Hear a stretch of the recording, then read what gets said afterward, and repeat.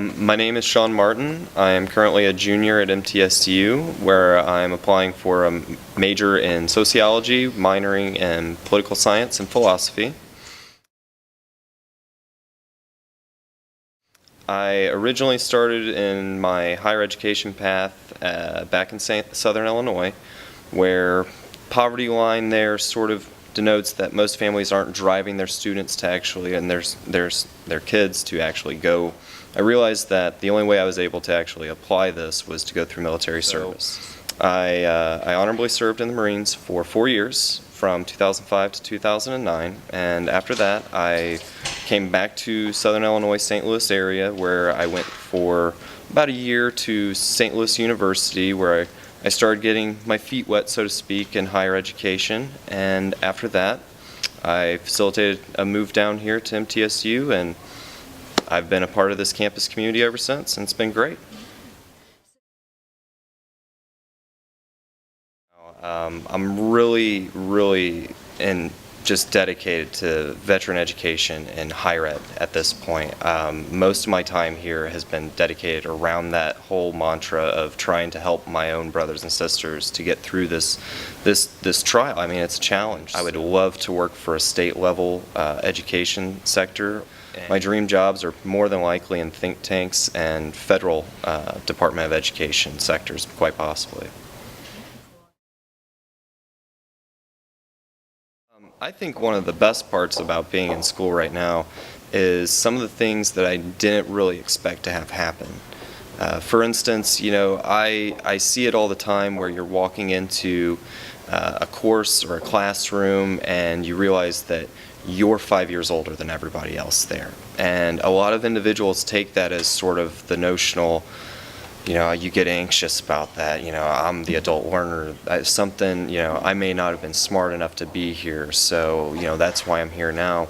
When really, I've watched myself sort of take over the classroom leader position. I didn't even know that I was a wealth of knowledge compared to my peers at this point. So to see people look at me and say, "Wow, like, where'd you come from? Like, where are you coming with this information?" It builds that bridge between student and faculty too. So that position that I found myself in, I love. I couldn't believe how excited I get to come to actually class. I mean, I never was the type of individual to really try to say, okay, I like school, I'm going to stay in school, I'm going to stay in school.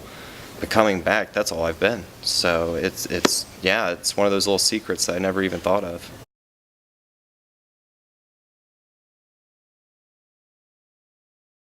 I think it goes back to a little bit of the stigma of as an adult learner.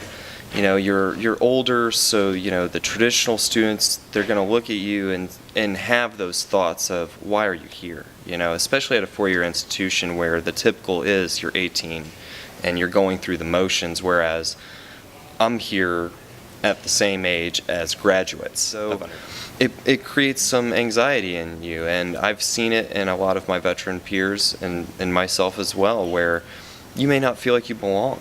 And you're trying to fit in, and especially at our campus of over 20,000, that whole belonging gets to be sort of an isolation situation. So bringing it back to the vets, we are already sort of in that position where we don't feel like we belong. So what I've always tried to do is tried to break that barrier down, to show almost every vet or any non-traditional student, adult learner that's coming into higher education that this is where we belong to.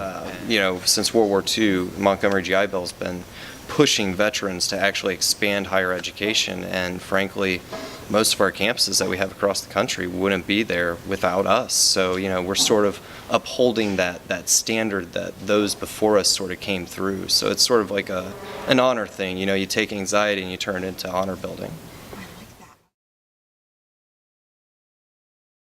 Excuses. When I got out, I had a career. I had a military career ahead of me. I did 4 years. I was a professional leader for those 4 years. I understood how to manage.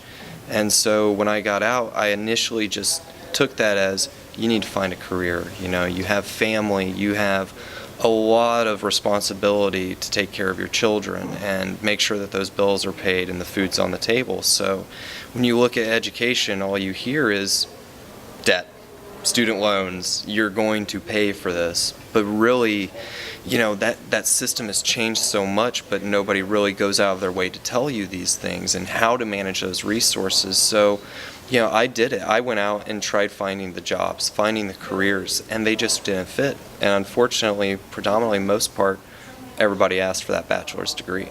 So coming out even with as, an honorable vet, it still wasn't enough. And it slowly took me to realize that those excuses were just that. They were just excuses, and I needed to be here.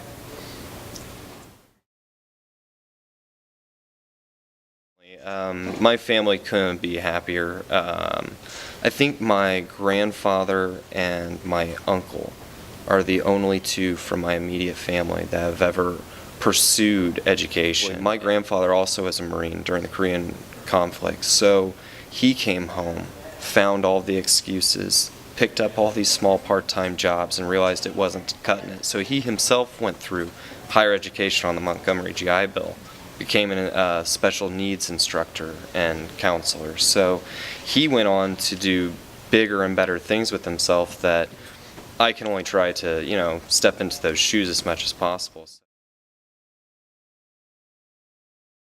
Well, my days usually start about 5 o'clock in the morning.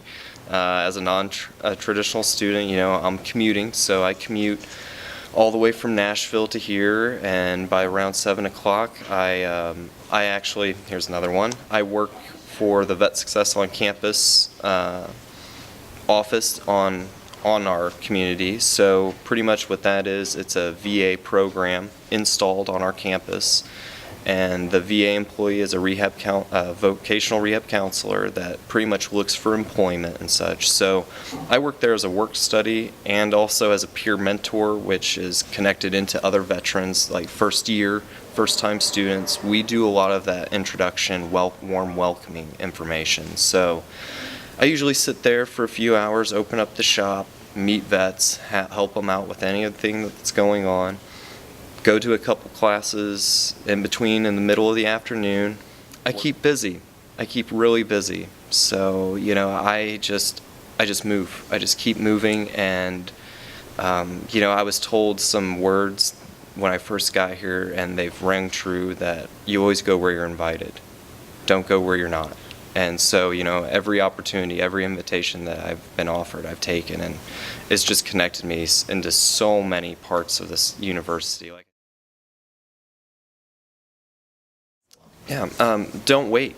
It's all based on your perception of challenges, and we've been those individuals to accept these challenges, not only for national service, but inside you instill these values in yourself. So, show up, open the door, come in, ask the questions, and see if it's really one of these scary, anxious areas.